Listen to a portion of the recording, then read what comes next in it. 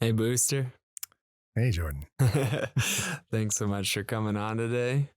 Today, we're going to be exploring quite a lot of topics, I'm sure. You have a lot of experience through leading men's groups, being a part of men's groups, taking workshops, classes. You've really delved into modalities of deeper connection, authentic communication, um, so many different avenues of just living more openly and honestly with the world around you. What is it that you're currently taking on? I know you said it's called executive coaching. I was wondering if you could just tell me what that is and where you're at currently in your studies and also in how you're taking on your coaching. Yeah, great. Well, I think, first of all, just where all this is kind of coming from is this deep desire to find security in an insecure world.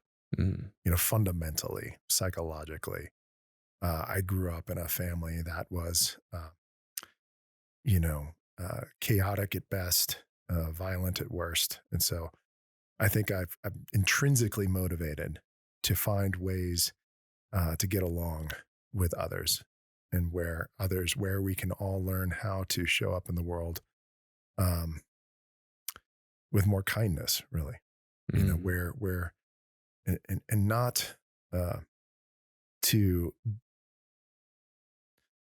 like belie the need for security and for uh, not saying that we should all be singing kumbaya, right? But I do think that, and I also see a lot of value in the current polarization that's happening culturally within our society. Um, I think in some ways that there's a there's some catalytic energy there that needs Mm. to take place. But I've always been driven to create community, Mm. and so that's what led me into men's group work, which led me into uh, men's coaching men, which then led me to working within businesses um, in the different types of ways that relationships show up in the workplace. And then ultimately, now working with the leadership of those organizations, helping them to identify, to really mindfully manage confusion. Mm. Confusion is always going to happen. It's just a consequence of the way our brain is designed. It occurs whenever life presents something that we weren't expecting. And humans are really great at um, expecting whatever the next thing is. Right? Mm. That's why you and I are sitting here, Yeah. right? Like the fact that you and I are sitting here means that millions and millions of years ago, our ancestors did something right, right? Yeah. They were able to breed and pass their DNA along with enough success that ultimately led us to here, right? Mm.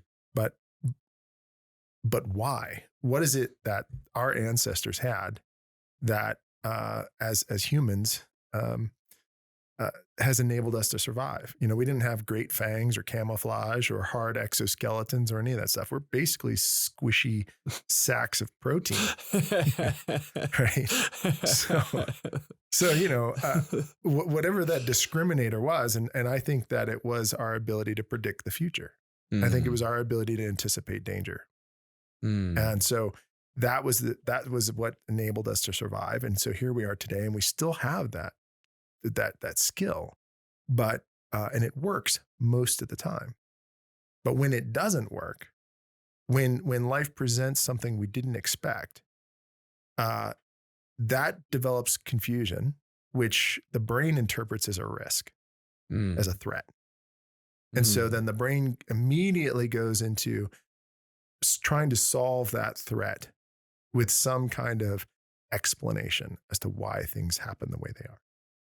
And that explanation is going to be formulated based on an individual's experience in the world and their beliefs they have of that world. And those may or may not be accurate. And so, Mm. where it's the case it's not accurate, and where it's the case that you're a leader and your decisions are affecting the lives and perspectives of many others, it's really critical for organizations to have leaders that can effectively manage confusion in a way that turns a threat to that organization into ideally a competitive advantage. And that's where what I'm most interested in exploring, discovering ways of dealing with that effectively. So that's what has me in executive coaching. That's a really long way of getting No, there. I like it. Yeah. I love like that the just those words, managing confusion. It's such a more palatable way of putting it to me, instead of like, like risk or disagreement, or some sort of more negative connotation, that puts fault on someone almost immediately. Confusion, I think, opens it up to just kind of breadth of, what is causing us to have this sudden, moment where we need more energy, more focus, more attention on, what's happening, instead of just a kind of everyday, everything is normal. Yeah. Yeah. Yeah, totally. Yeah, I mean, you nailed an important aspect of it by neutralizing some of the shame that often gets associated with, error making. Um, we are able to open up a much more uh, useful mindset, which encounters. That was on me. I didn't check. Sorry about that. All right. Yeah, I think we have much more useful ways of dealing with issues and our own shortcomings or mistakes if we're able to just see it as really what it is, which is confusion.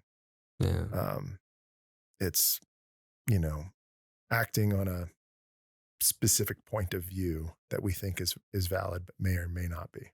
Hmm. Yeah.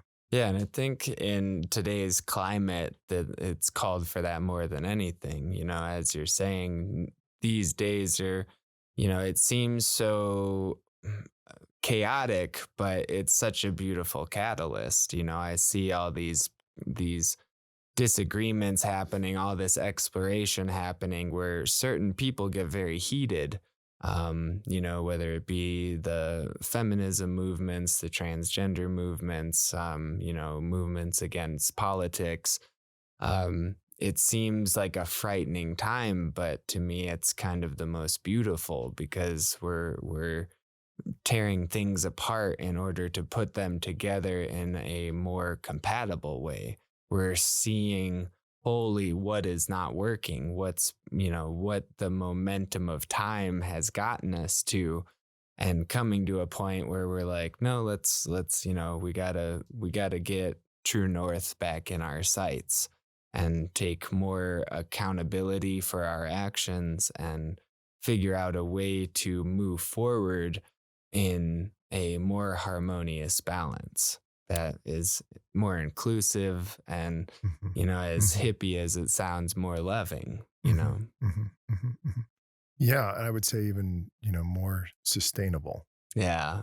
Um, I think that there's a lot of I see value on both sides whenever I look at a situation. Mm. Most of the time, that just seems to be the way that I see things, see the world.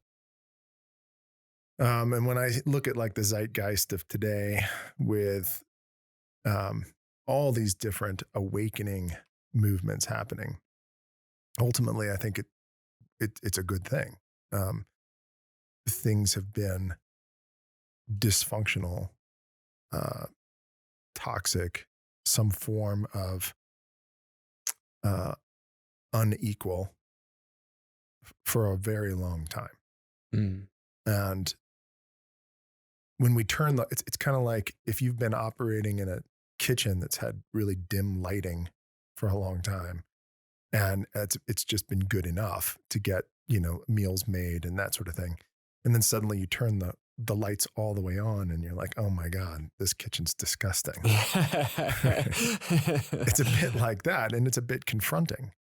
And I have a lot of compassion, particularly and I don't know that a lot of other people do, but I do. I have a lot of compassion for white, cisgendered, heterosexual men. For so long in history, they have been in a privileged status of the system. And not to say that each individual man that falls into that identity group hasn't had a hard life or hasn't had to work hard for what they have. I certainly have had to do that. I've had to work hard. And so I don't want to take anything away from that journey that each of those men have had to have. It's real. And if we don't acknowledge the bias in the system, the privilege in the system, then we are excluding others that don't benefit from those same biases in the system, right? And to the extent that we are excluding is to the extent that we're not really living into our ideals of what I want society and what I think most people believe a good society should look like, where it's fair and equitable, for every member of that group. And we're not there yet, but we're a lot of the confrontation that's happening is addressing those sources of inequality. And I have a lot of compassion for men that feel like they're being attacked. I think that, you see these as like a counter to the Me Too movement is this like not all men, right? Mm-hmm. It seems that a large portion of men that, at least from my perspective of what I can just see off of social media and comment sections, as horrible as they are, there is this sort of underlying theme of, hey, not all men are perpetrators and, predators and that sort of thing. And of course, that's true. Yeah. Of course. And even though I thought I was a pretty good guy, I don't know, a few years ago, right? And certainly an ally to queer folk and to women. As the Me Too movement started, just prior to it, it seemed like is where I started to see this groundswell of women really expressing the challenges that they were facing on a daily basis. I didn't really believe it, not fully. I'm a skilled enough listener that I can, I can listen and I can take it in, but on the inside, I'm still holding a fair amount of suspicion over some of, I'm hearing friends of mine saying that they are the subject of, sexual harassment every day, or at least several times a week, and that they have all been sexually assaulted in some way, right? And I was just like, wow, that's a little hard to believe. Like what kind of harassment are we talking about?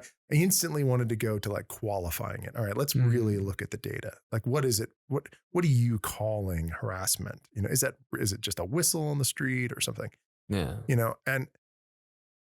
And what I was finding is, for one thing, the fact that I was qualifying what qualifies as sexual harassment or not was an indication of my own bias, right? It was like I was already leaning into my own privilege of deciding what qualifies as true evidence or not. Right?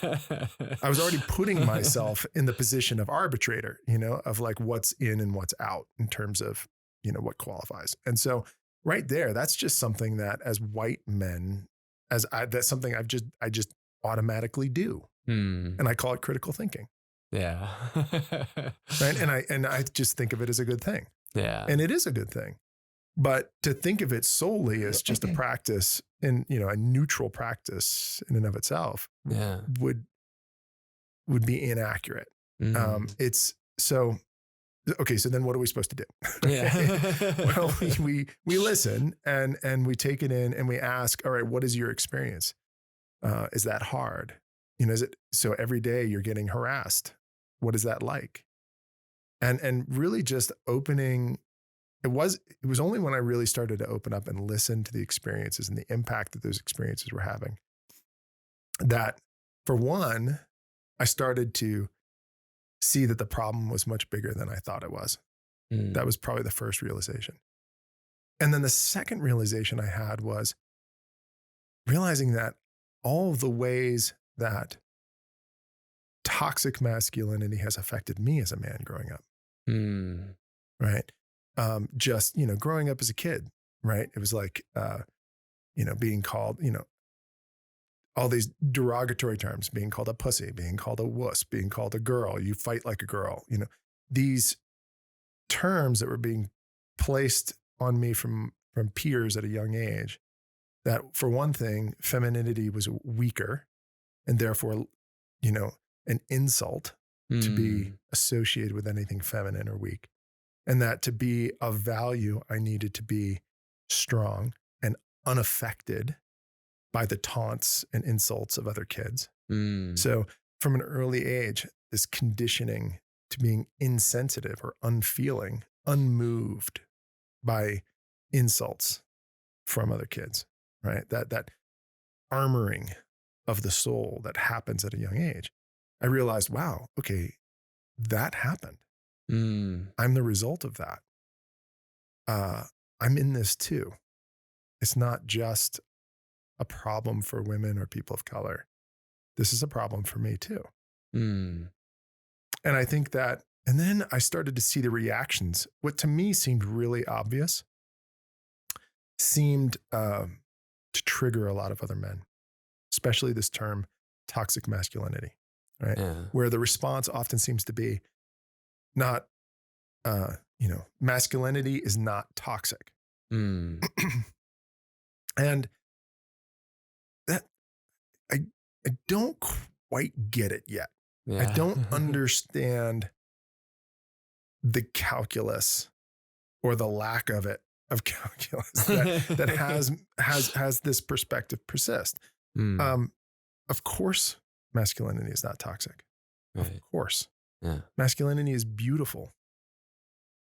But where it's the case that we have behavior or beliefs that believe that we have to dominate others in order um, to win, right? Mm. I'm not talking about war, right? Like if we've got another nation aggressor that is coming at us, then yes, every country has a right to protect itself. Every individual has a right to protect themselves. And I think that having a strong military is important. Mm. As is important that each individual having some awareness, even if it's just awareness of personal defense, is important. Yeah. Um, but to say that there is, when we talk about toxic masculinity, we're talking about systems that perpetuate this armoring of the soul, Mm. that denigrate, that put down women, put down other men, seek to identify what is an alpha male versus a Mm. beta male, right? Mhm. As if these have different values, right, rather than roles. Um, this belief of seeing the world in a hierarchy that is based on uh, you know being tough, strong, unfeeling. That's toxic. By Mm. toxic, I mean it limits our psychological health and well-being, and reduces our psychological safety and our ability to just actually show up how we genuinely are.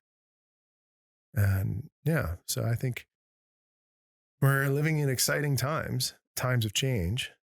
Um, And and it's a good thing, even though right now it feels uncomfortable and confronting. Yeah.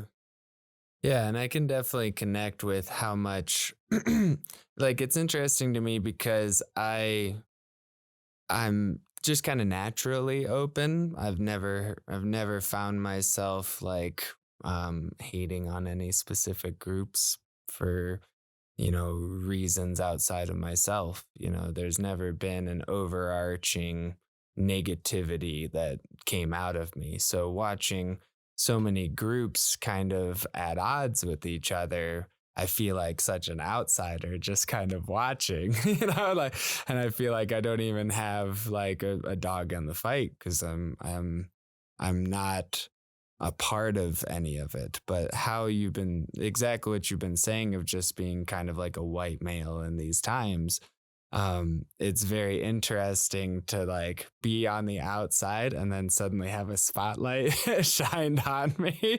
Like, there he is, there's the bad guy. It's like, whoa, man, I was I'm just walking by. And it's been interesting to not only have that spotlight on me, but also, as you're saying, kind of decode what programming I've had throughout the years. Even, the first time I made out with a guy, it was such an interesting moment because I'm very much just into women. That's just my Mhm. natural programming, and opening myself up to that experience in the back of my mind, I could feel these threads of all these times when I was younger of just my friends like, what are you, gay? And it was just, and it's my buddies, it's Mhm. just us talking shit. Mhm. But those are the voices that were coming up in this moment when I was having this experience. And I was like, whoa, like even that, even just that playing around, that kind of natural shit talking that we do, like it had an effect. It made me feel like, oh, I don't know if I can explore that. I don't know if I can explore that in myself. And it was an odd thing to like not feel safe with. But to open myself up even to that allowed me to kind of like shred off a little bit more of that armor of what's put on us, as you're saying, to not feel, to not be as sensitive as could be very healthy.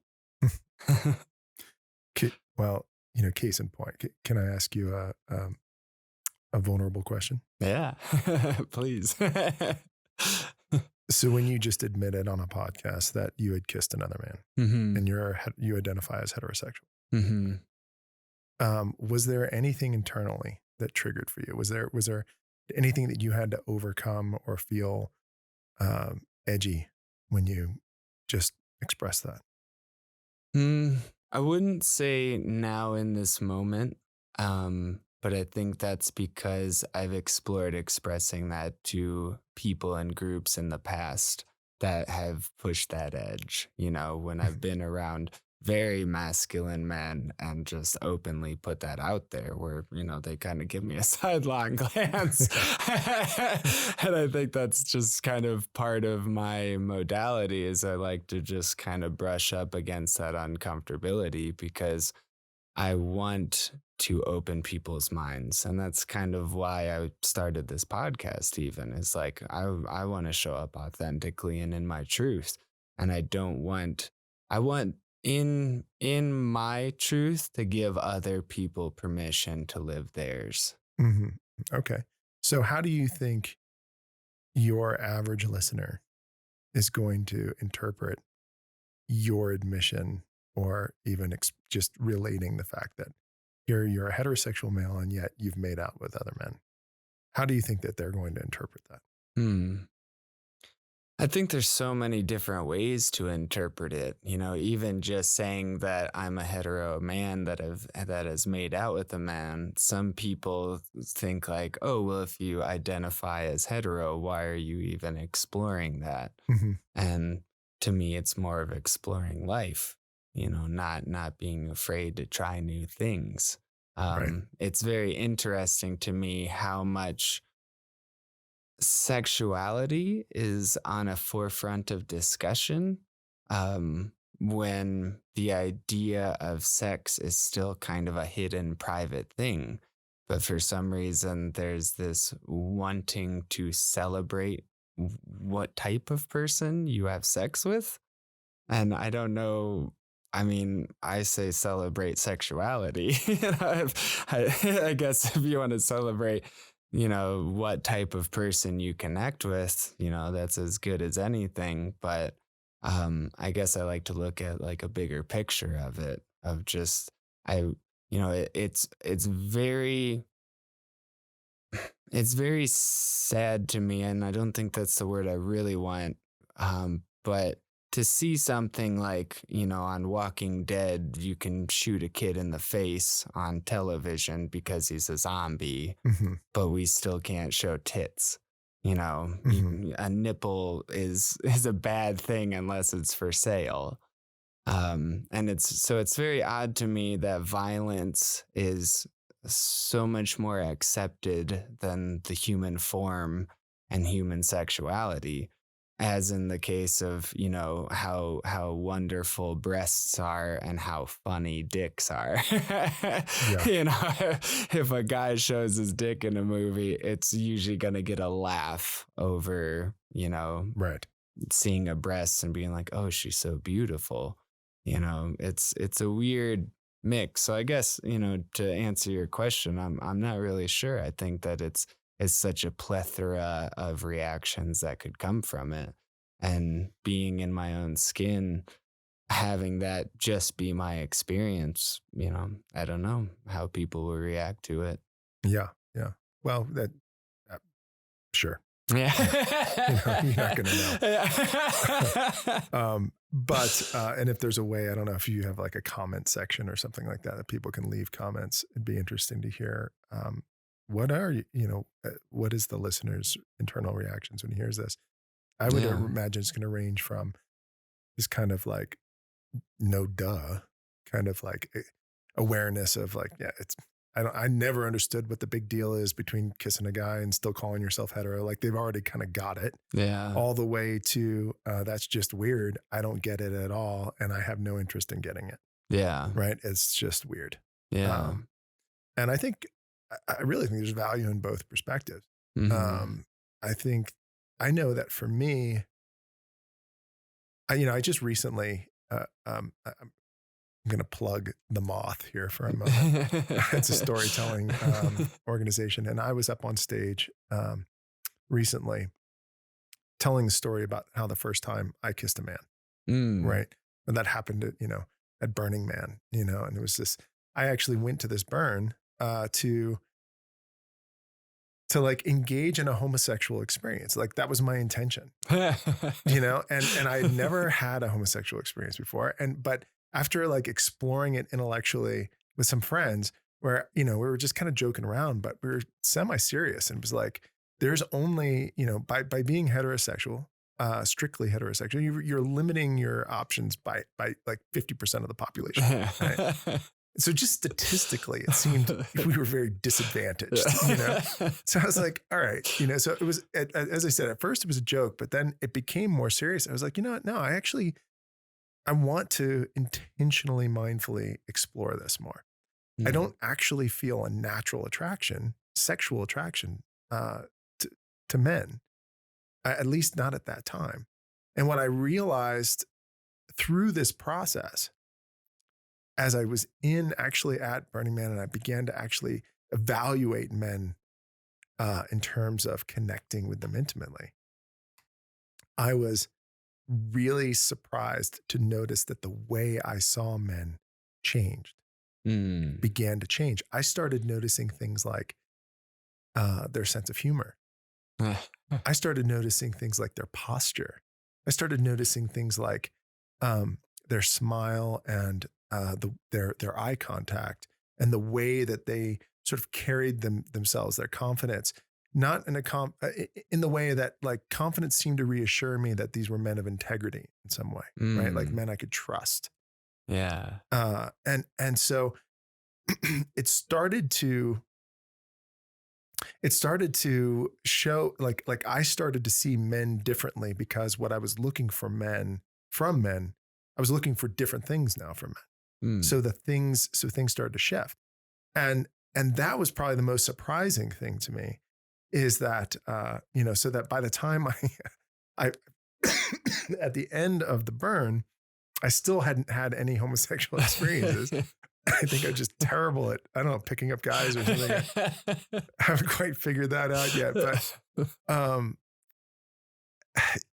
at the very end, I had an opportunity. It was basically a match made by a female friend of mine. She just basically, squished us together and was just like, kiss. So like, okay. And it was a buddy of mine, right? And I'm not going to say his name on here, but you know who it is.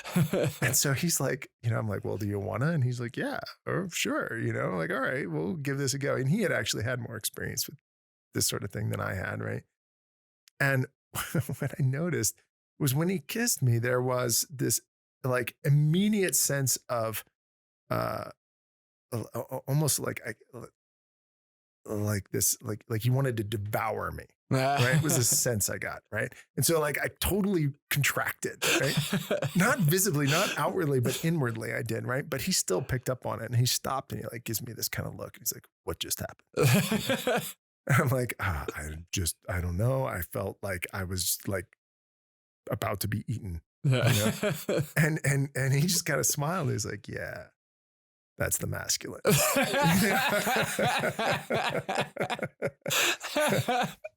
I was like, whoa, man, that's intense, And he's like, let me dial it back a little bit. Hold on, And then he came back in, and it was softer and it was more deliberate, and I could feel there was like more pacing, and he was like feeling me, and like and so it felt safer to connect, right? And so then I began to sort of unfold, right?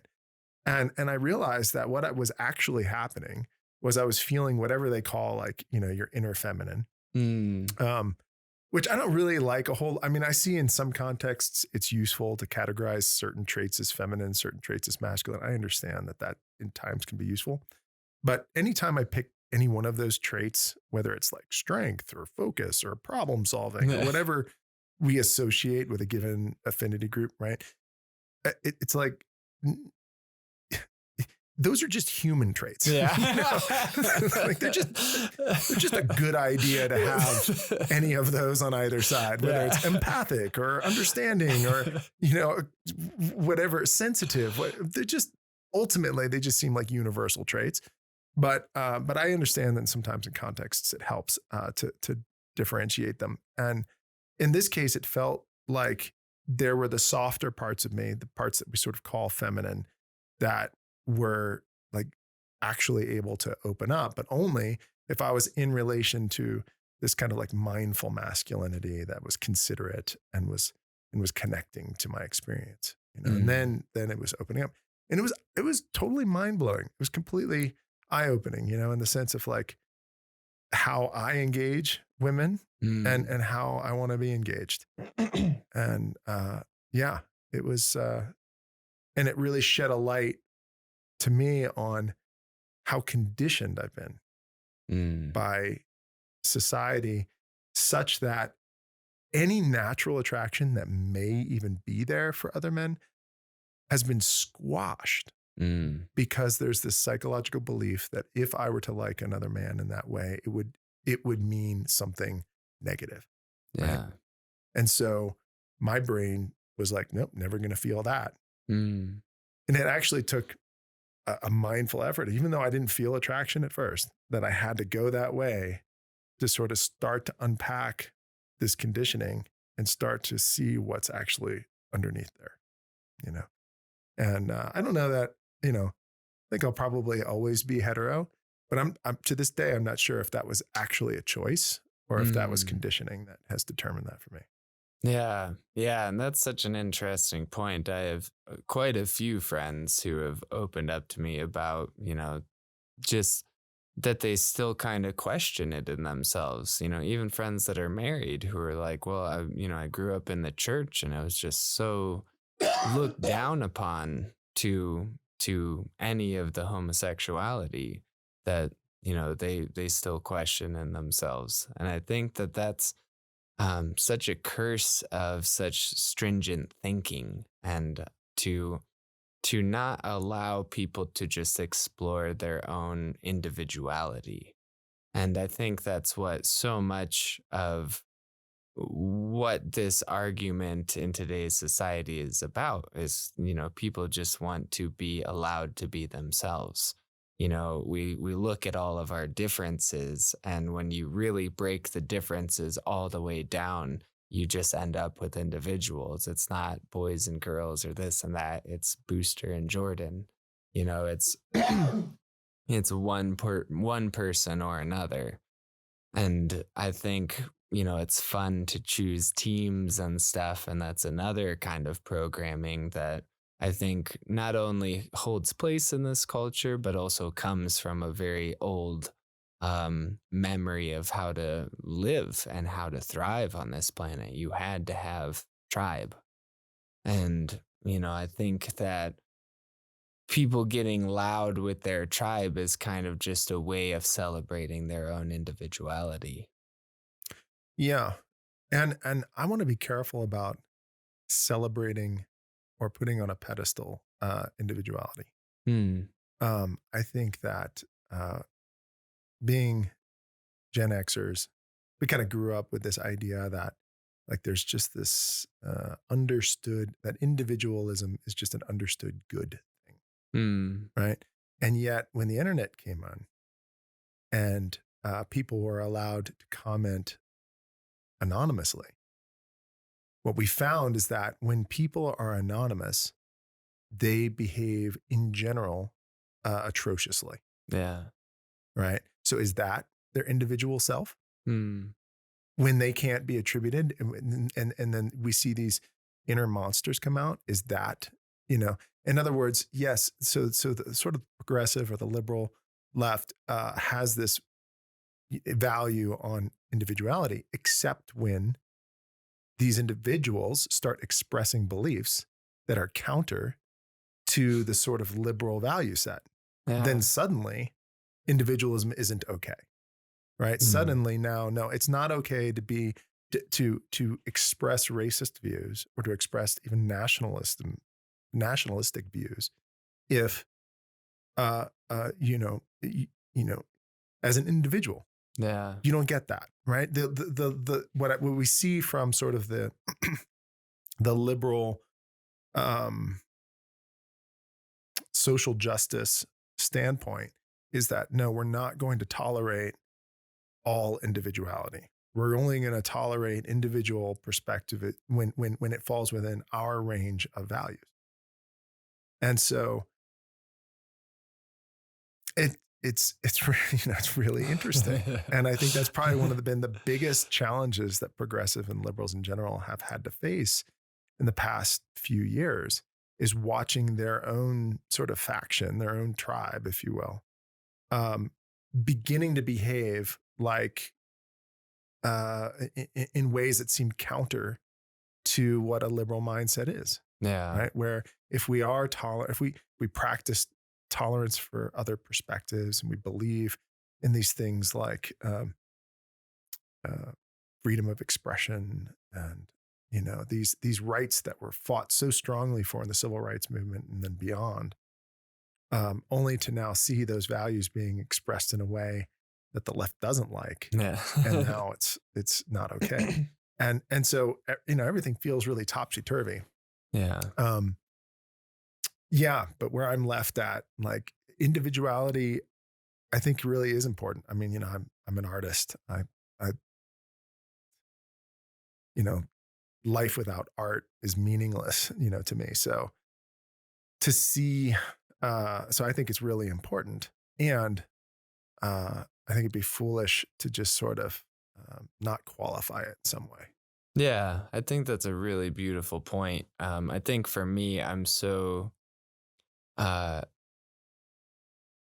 kind of married in with like compassion and courteousness and these things that are very community oriented, of, being kind, bringing that out.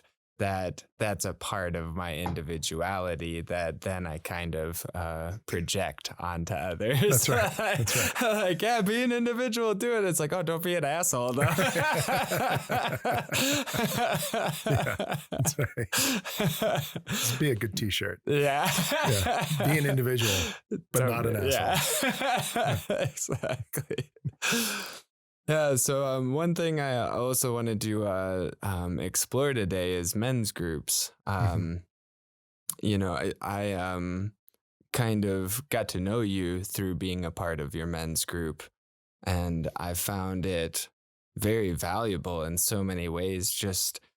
I mean, even for the first few months that I was going to it, I didn't talk a whole lot. I just listen, and it was so amazing the amount of honesty and open communication that you could set the stage for, where people, I mean, they really bared their souls through good and through bad.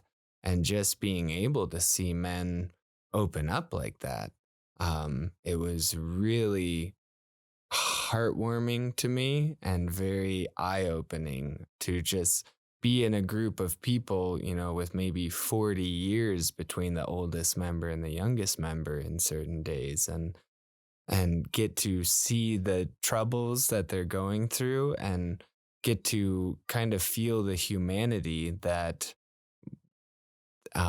was threaded between all of us. What started your adventure into men's groups, and where do you think the value is in men's group in today's society? Mm. Well, I think there's a lot of value, and I'll get to that. But I think to answer your question, what started me in it was just pain. Mhm. I think that life is painful, and sometimes it's more painful than others. And so when it started to get, and I had just gotten a divorce, and that was the hardest thing I've ever had to do. I had 2 children involved, and I was just terrified of the impact that was going to have on them. Um, I knew I needed some support, so I had to do some digging and asking around, and found a group. And the Mankind Project is a really great place to start. Mm. They're a really well established community of men, conscious men. Um, And by conscious men, I simply mean men who are willing to uh, uh, be open to self-examination. Mm. That's how I differentiate that, right? So, which is really the only prerequisite coming into to being part of a men's group, is you just have to be willing to look at your own shit. Yeah.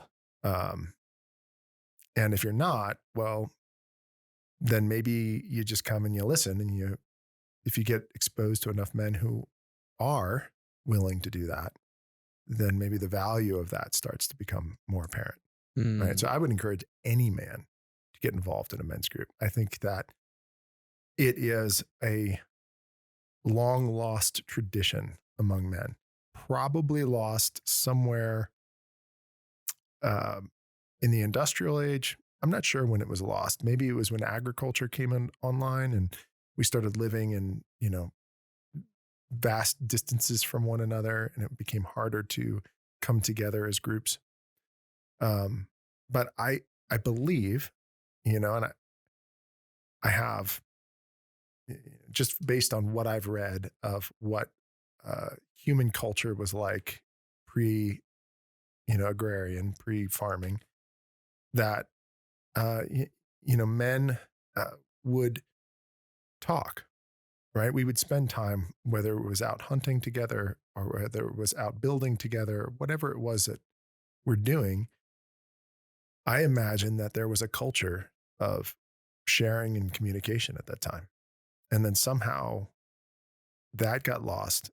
And then men had to suddenly bear this yoke of productive loneliness, right? Mm. Of being this care provider, caregiver, um, that meant being this strong lone wolf archetype, and which has been terrible for men.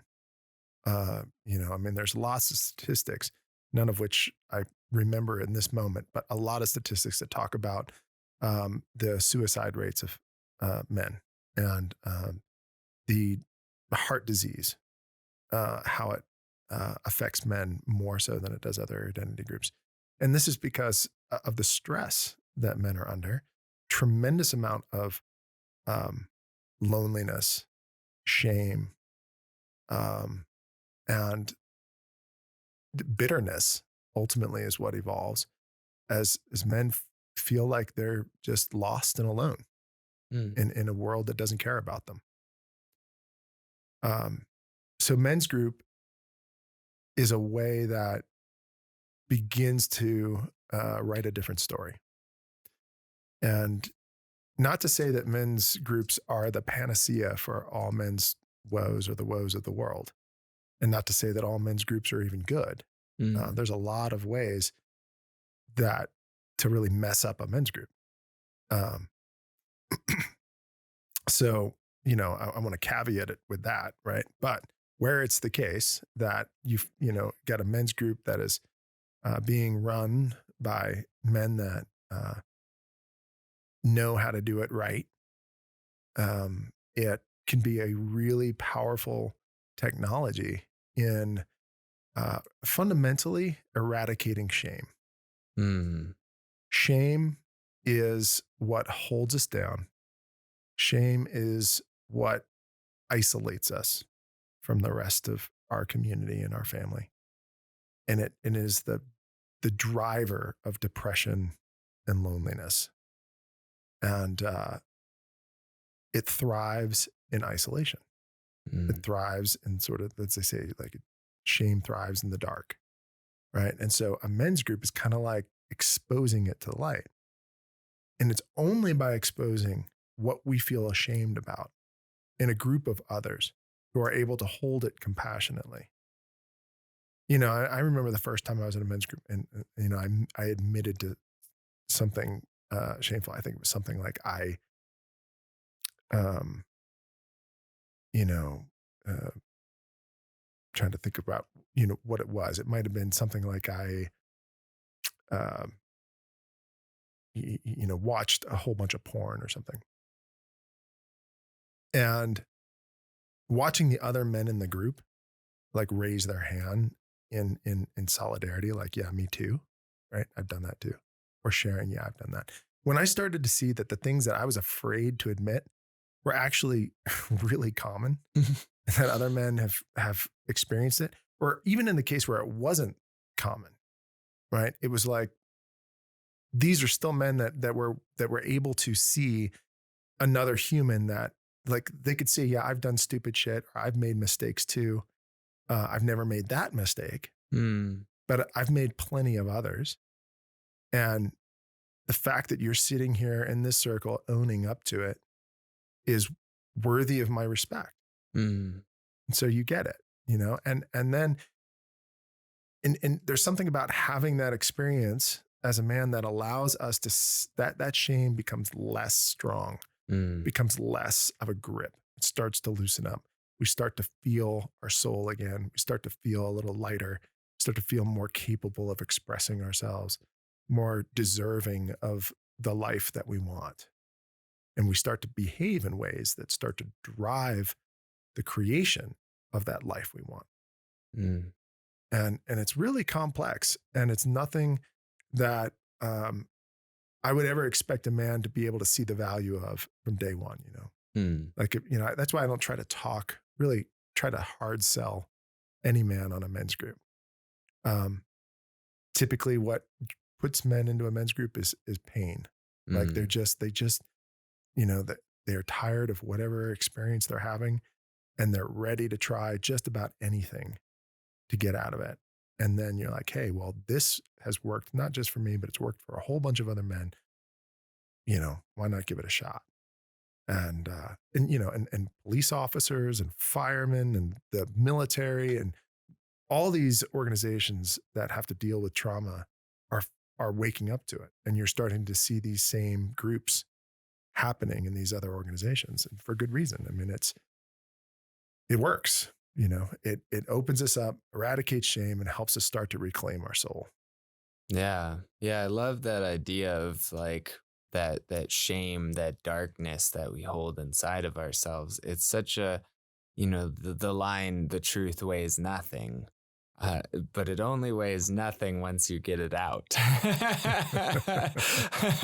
When you hold on to it, that is the heaviest material in the universe. Yeah, That is the good point. soul crushing weight.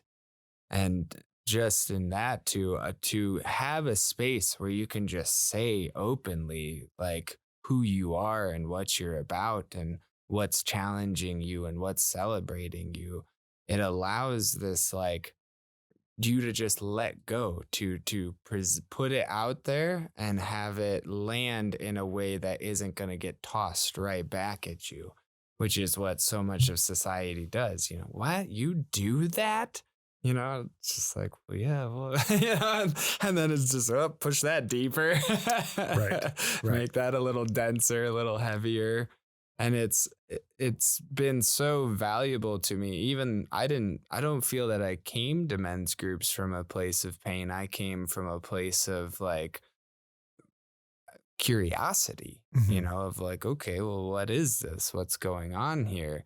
And it was interesting over time to start to open up in it. And then finally, towards, being in it almost a year, to have a time where I'm sure you remember where I was like, I need help. Mhm. Yeah, Like, yeah. it's like, okay, now's the time. Like, and it was such a beautiful moment to just have, a group of men come and hold me, Mhm. both literally and metaphorically. Yeah, yeah. Yeah, I remember, you were put in the middle of the group, and you had a whole bunch of men just surrounding you, and sometimes that can look different ways. Sometimes it looks like we're holding a man that's weeping, right? Mm. And if somebody had told me 10 years ago that being held by a group of men while I cried, was what I really needed, they would have gotten an eye roll, Yeah. be like, "Yeah, sure. Okay, whatever." Right? Yeah. Yeah.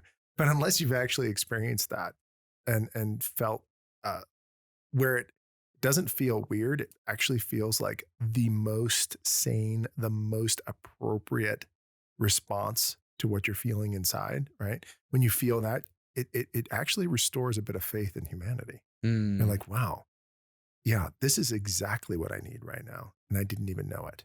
I had no Yeah. idea I needed to actually feel this. Same with, sometimes, you've seen this where in a men's group, there may be a man that he's suffering from something violent within him, right? Hmm. A lot of men carry violence Yeah. inside. In fact, I don't know that I've ever met a man who doesn't yet, right? But all of us carry this cultural, I don't know how it got in there, probably being mistreated at various points throughout our lives, where there's this pent up violence. And there's really no place for men to distribute that violence. Maybe in sports in some titrated way, right? Yeah. Maybe if you're into some kind of combat Hmm. sport, you might be able, but even in those circles, like having discipline in the match is fundamental, right, to showing Yeah. up. So even those places aren't really appropriate to expressing rage, right? Yeah. If you're really expressing rage, it's going to raise flags in just about any context, except in a men's group Mm. where you have explicit permission, where you can actually unleash and you can have, 7 guys holding you back as you are raging at 110%, trying to tear the head off of whatever is the target of your rage, Yeah. right?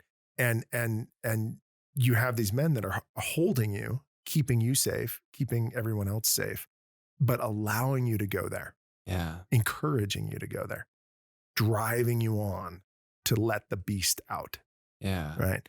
And it's I think it can be terrifying to unhold, and yet there's something, dare I say, even holy about it, Yeah. right? that feels profoundly sane Mm. and healing. Yeah, 100%. I mean, one of the most powerful moments in the men's groups that I shared with you is when you set the space for a man to do that, where you were the perpetrator and all you gave him was his words to back you off, literally saying back off. Mhm. And that's all you gave him. And to watch him, I mean, he literally crumpled under the pressure, literally fell to the ground just under his own stress. And you hit him with one more just kill shot. And he sprang back with just that animal ferocity. And you could tell that he had just tapped into this part of himself that was so crushed and so held deep down, and you gave him the space to just let it out. And it gives so much space to that part of ourselves that like all of modern society tells us you cannot connect with. And then it ends up just being the wolf in the cage, like, oh, please God, let that cage stay locked, Right. because if that gets flipped, there's no stopping it. That's right. That's right. We are so conditioned to control our aggression as men, and yet biologically, so very well equipped for aggression. Right. And Yeah. so those two are going to clash in really, you know, complicated ways. Yeah. They're going to come out sideways. They're going to come out in ways that where you culturally are, where violence is more acceptable than sexuality. Yeah. Right. Because we put a tamper on it. And I know that, I have two sons, right? And, when they were young, I had, I bought them Nerf guns and things, and we had a great time playing the Nerf Mhm. guns. And then as they got older, we got into like modifying Nerf guns so that they would shoot, 10 times farther and hurt 10 times worse, things like that, right? And yet there were parents and friends of mine that criticized me for introducing weapons to boys. Mm. They're like, you're just feeding their aggression. And same with like violent video games. And I'm not saying that I know the definitive answer on this, but the evidence seems to suggest that there's no correlation between violent behavior and engaging in violent play. Mm. And in fact, in my own personal experience, when I have an outlet for that rage, that violence, in a constructive way, then it doesn't come out sideways, uh, in ways it shouldn't. Yeah. You know, it's being released over here, so there's not a buildup that's affecting relationships where violence has no place. Yeah, I can relate to that fully, both in training Muay Thai and just being able to just hit a bag as hard as I can with elbows and knees and feel that concussive force back against my body. It activates a part of me that does not get exercised, and therefore I don't have a relationship with, again, to have an on off switch or a pressure release valve. Like, you want that pressure release Yeah. valve because that sort of aggression is so worthwhile. I've gotten into fights when I was younger, and one fight in particular that I walked away from when we got kind of split apart for a moment, just said, I'm done, and I walked away. But looking at myself in the mirror and seeing, the blood on me and the swelling, there's a part of my brain that was like, you cannot let people touch you like that. And it Mhm. was that fight or flight instinct, kicking into gear. It's just like, that will not happen again. But then I didn't get to ever explore it. So then it was just the wild dog in the cage. Yeah.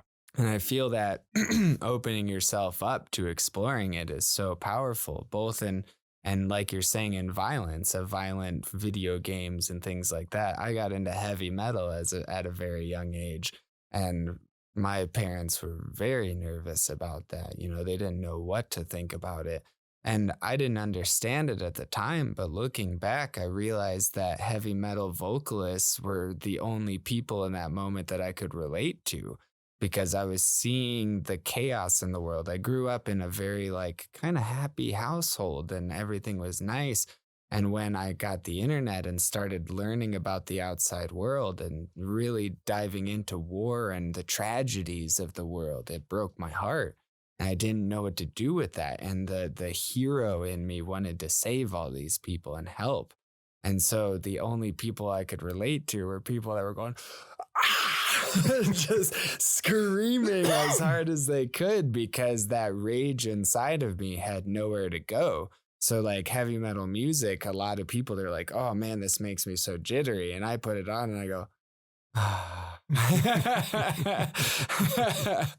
Because again, it's a way to connect with that Mhm. is so much healthier than letting it come out sideways. Yeah, agreed. And, I don't know if you've ever met anybody that's actually, like, come from a very strict upbringing of, like, nonviolence, Mm, whether it's Buddhist or, some forms of Christianity, where the focus really is to eschew, to really, avoid any kind of darkness, violence, any of that, right? And really focus on the light. And I found some my experience, and this is just anecdotal, but, they can be some of the most passive aggressive jerks, yeah. you know, dominating, really just unaware that there is all of this, pent-up frustration, violence that is that they're not aware of, but is permeating their being, Mm, right? And it's not there's nothing nonviolent about them, except for the fact that they're not actually hitting anybody, yeah. but there's lots of injury happening all Mm, around them, yeah. unconscious injury. Yeah. Yeah. Yeah. And there's so much to just creating a safe space for that part of us because there's so many people who want to look at bad people as if they're different than us. And unfortunately, that's usually what's created to create wars and stuff. You have to have savages. You have to have people that are not human. You know, the Nazis are not human. They are. They're all too fucking human.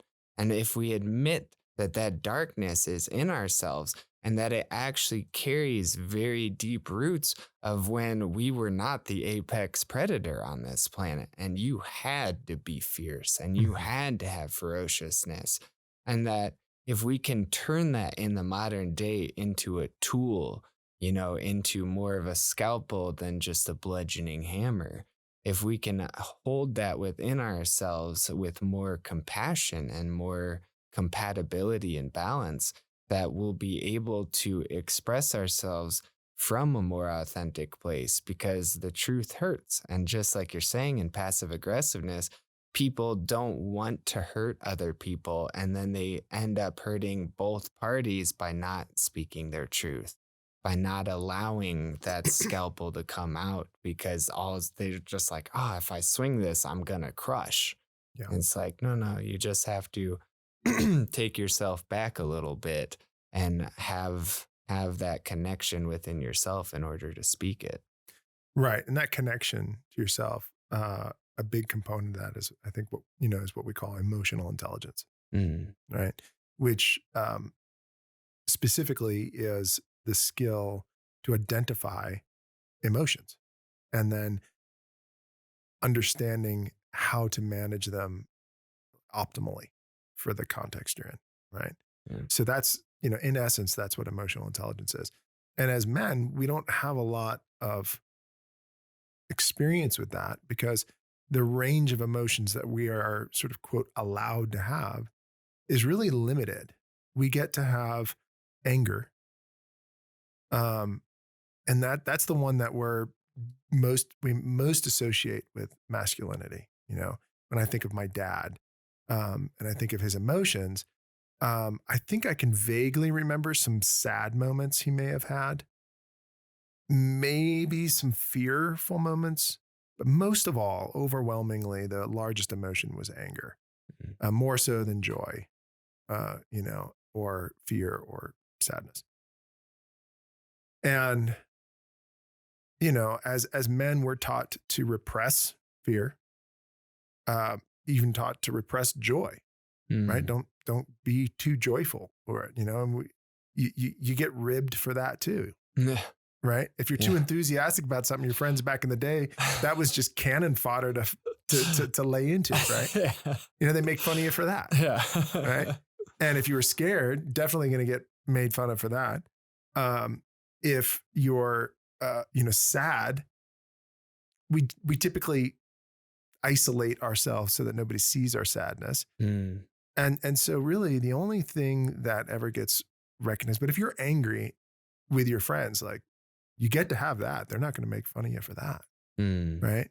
So we're conditioned, to a really small set of feeling states as men that we have to start to de, decondition, so that we can start to feel these other more subtle or nuanced emotion sets. And what is it like? What emotion becomes present when I have equal parts joy and sadness? Mm. Can I learn how to identify that flavor of being and what that feels like? And can I tune into it such that it becomes not an emotional state to avoid with drugs or alcohol, Mm. but something actually part of the poetry of my life, Mm. that I get to accept it, even relish it as part of my journey and what I'm about and how it reflects what I care about. Mm. How can I see emotions as signposts, showing me what I care about? And then how can I align my actions such that it takes care of those things I care about? And then now all of a sudden, I'm starting to live uh, the life according to my soul. Mm. And I'm building a life that actually resembles what I want, what I care about. And it Mm. starts to feel good. And, then rinse and repeat. Yeah. Yeah. Yeah. Well, I think that's a beautiful place to end. Um, I think you're someone that inspires me to constantly go deeper with myself. And I think that exploring things like emotional intelligence, exploring. I think that word is something that needs to come back deeper within us of life is not a set thing and there is no answer. On my website, the tagline is live in question. And what I mean by that is don't look for the answer to this game because many great minds have done it and they have gone to their grave without knowing it. But if you keep asking questions, if you keep looking under rocks and keep that childlike wonderment in your heart, I feel that you will live such a richer life, both for yourself and for the world around you. Mm, couldn't agree more. Booster, is there anything else you want to share, whether, with your business or anything else before we close it up? I really appreciate being here. And Mm. I would strongly encourage any of your listeners to, explore a men's group. Find one. I know that they can be hard to find, and most of them you have to pay for. And I encourage, even if you got to pay for it, that's probably an indication that there's at least a trained facilitator involved, which usually means that that's a safer, more productive, way to spend your time than not, right? In our community here in Denver, as you know, I sponsored a men's gathering, and I'm going to be starting that back up again. It's called the League of Reasonably Excellent Men, and we'll probably be meeting at least once a month here in Denver, and that group is free. Um, the advantage is that it's free and that it's like a gateway into men's work. You don't Mm. have to have any prior experience. But then the downside is we don't go as deep as like a more structured, contained men's group where you've got a set number of members and you hold each other accountable to meeting, on some, you know, frequency. Um, so this is sort of men's group light, Mm. you know, uh, and uh, and I think it's perfectly designed for its intention. Yeah. And so for those of your listeners that are interested in exploring that, they can find me on Facebook, Booster Blake, and there's a group that I can add them to so that they can get notifications and things like that. And so that would be a good way for those listeners who are local and for those who are whatever community that they're in. The Mankind Project is a good starting point. They offer some really great courses, and they can connect anybody who's interested to a network of men in their area. Nice. Awesome. Booster, thank you so much for coming on, man. Somebody that I highly value in this life and very grateful to know. And yeah, just appreciate you. Thank you, brother. Yeah. Mhm. Aho. Bye, Earthlings.